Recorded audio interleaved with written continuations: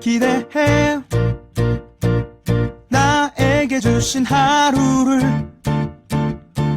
때론 피곤하고 일어나기 싫고 날 깨우는 알람 소리에 짜증도 나겠지만. 안녕하세요. 오늘도 부른 말씀 권순민 목사입니다. 쉬지 않고 나를 지키셨네. 오늘을 나에게 주셨네. 새 말씀 안에 주가 주신 사랑과 은혜와 능력. 오늘 우리가 은혜 받을 말씀은 역대하 3장 1절에서 2절까지 말씀입니다. 솔로몬이 예루살렘 모리아산에 여호와의 전 건축하기를 시작하니 그곳은 전에 여호와께서 그 아비 다윗에게 나타나신 곳이요 여부스 사람 오르난의 타작마당에 다윗이 정한 곳이라. 솔로몬이 왕위에 나아간 지 4년 2월 초 2일에 건축하기를 시작하였더라. 아멘. 오늘 설교 제목은 터가 좋은 교회입니다. 요즘 부동산 때문에 난리가 아닙니다. 우리 교회가 위치한 강동구는 그 난리의 중심에 있죠. 자고 일어나면 수천만 원씩 집값이 오르고 또 전세난도 심각한 상황입니다. 저는 이런 현상이 결코 정상이라고는 보지 않습니다. 하지만 강동구가 확실히 살기 좋은 동네인 것은 맞는 것 같습니다. 일단 교통이 참 좋지요. 외곽순환도로가 가까이 있고 이제 좀 있으면 9호선도 들어온다는 소식도 들립니다.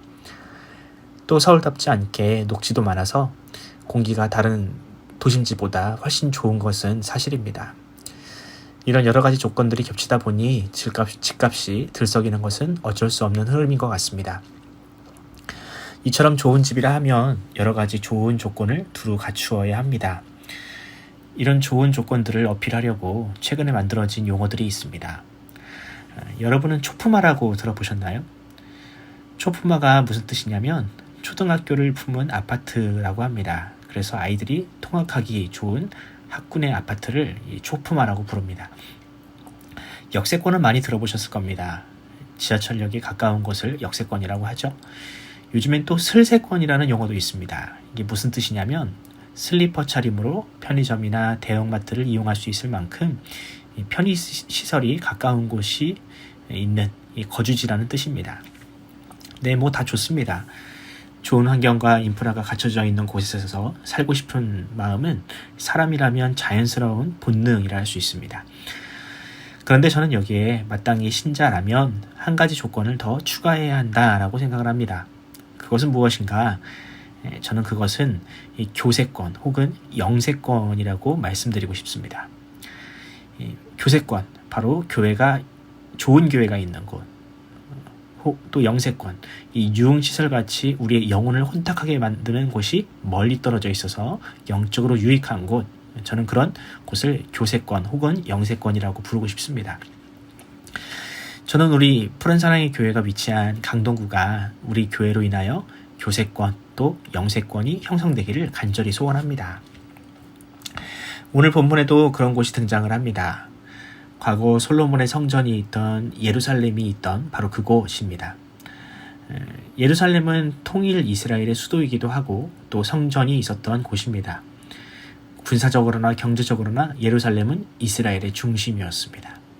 무엇보다 예루살렘을 빛나게 만든 것은 바로 하나님의 성전이었습니다. 오늘 본문은 왜 하나님의 성전이 그 자리에 들어서게 되었는지를 우리에게 알려주고 있습니다. 오늘 본문을 통해서 그 성전터가 주는 메시지는 무엇인지 한번 살펴보도록 합시다. 먼저 성전터가 되었던 이 여부스 땅은 예루살렘의 또 다른 명칭입니다. 이 땅과 관련된 인물이 성경에 참 많은데 먼저 갈렙이라는 인물이 있습니다.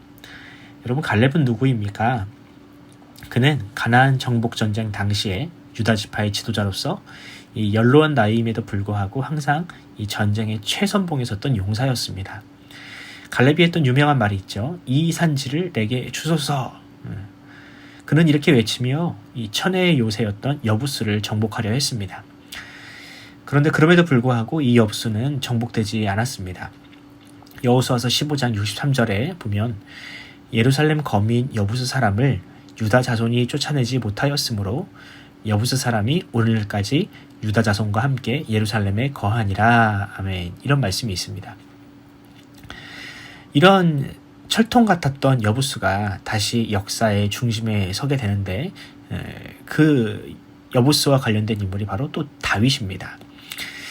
다윗은 갈렙이 하지 못한 이 여부스를 점령하는 데 성공했습니다. 그리고 그 성을 다윗성이라고 이름 붙이죠. 이 다윗성은 장차 이스라엘의 수도가 됩니다. 그런데 역사를 한참 더 거슬러 올라가면 이 여부스 땅에 가장 먼저 이름을 새겼던 인물이 있습니다. 그가 누구입니까? 바로 믿음의 조상인 아브라함입니다. 오늘 본문을 보면 여부스는 과거에는 다른 명칭으로 또 불렸다라는 것을 알 수 있습니다. 오늘 본문을 보면 그 지명은 모리아산이라고 불립니다.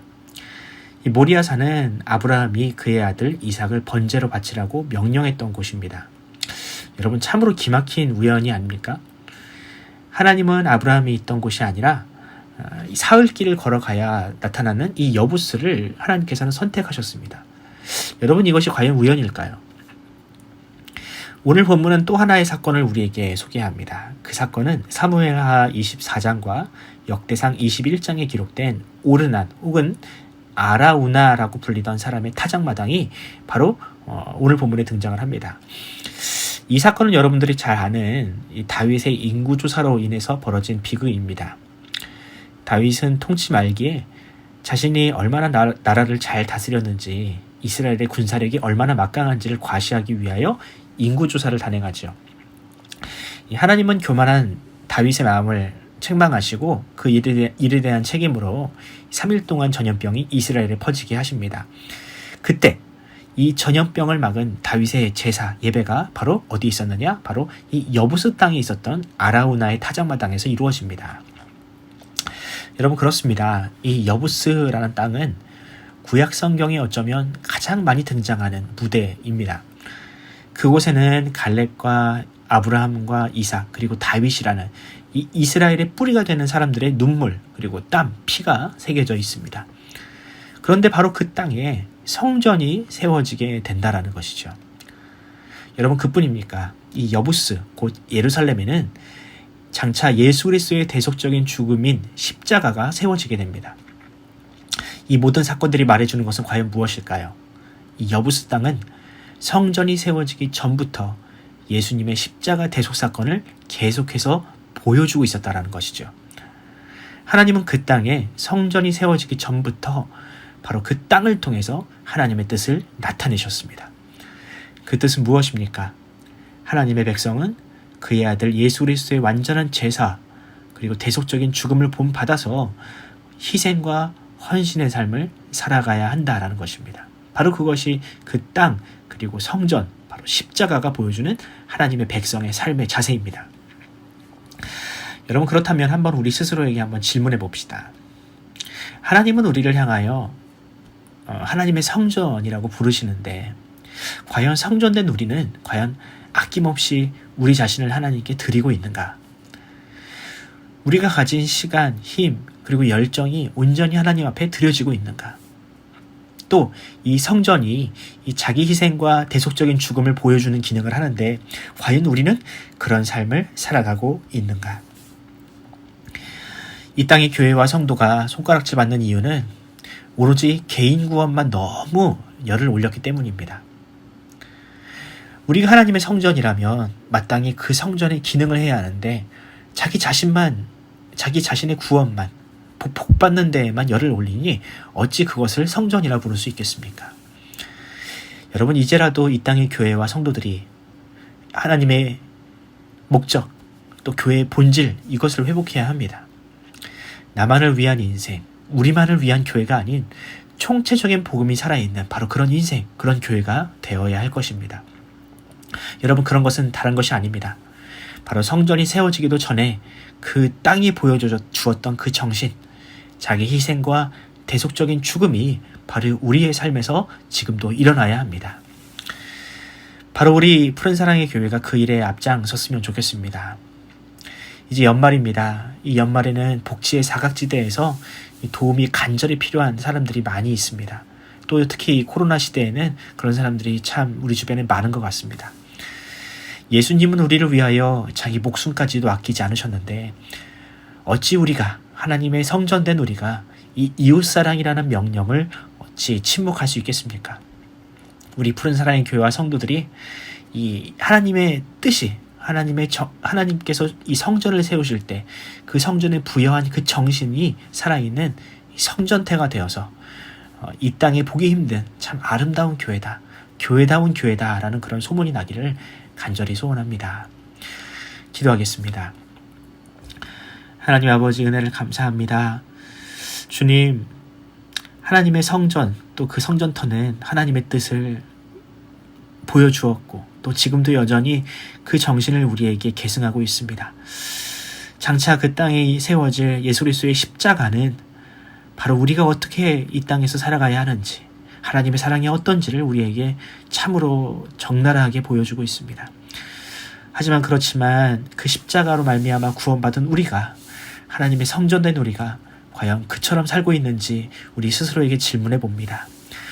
하나님, 이 땅의 교회들이 정말로 손가락질을 받고 있고 욕을 먹는 이유는 바로 그 정신과 또한 그 하나님의 뜻을 상실했기 때문이 아니겠습니까?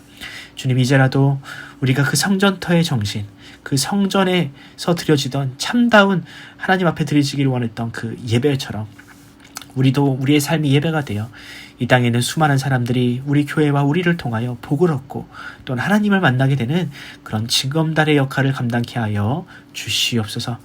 감사드리며 예수 그리스도의 이름으로 기도드립니다. 아멘. 사랑하는 성도 여러분, 오늘 하루 참 힘내시고요.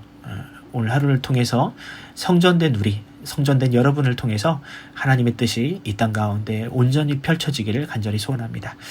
이것을 위해서 기도해 주시고 또 우리 주변에 있는 이웃들을 위해서 기도해 주시며 또 수험생들과 또 취업 준비를 하고 있는 청년들의 그 인생마저도 하나님께서 열어달라고 우리 취업을 준비하고 있는 학생들과 우리 고3 학생들, 김가영, 문혜민, 주찬미, 이 아이들을 위해서 여러분들 끊임없이 계속해서 기도해 주시기를 바랍니다. 함께 기도하겠습니다.